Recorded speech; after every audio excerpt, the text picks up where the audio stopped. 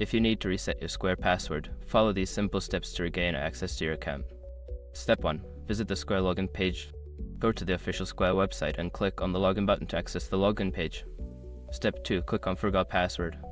On the login page, look for the Forgot Password link and click on it to initiate the password reset process. Step 3. Enter your email address.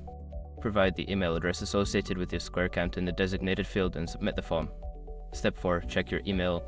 Look for an email from Square with instructions on how to reset your password.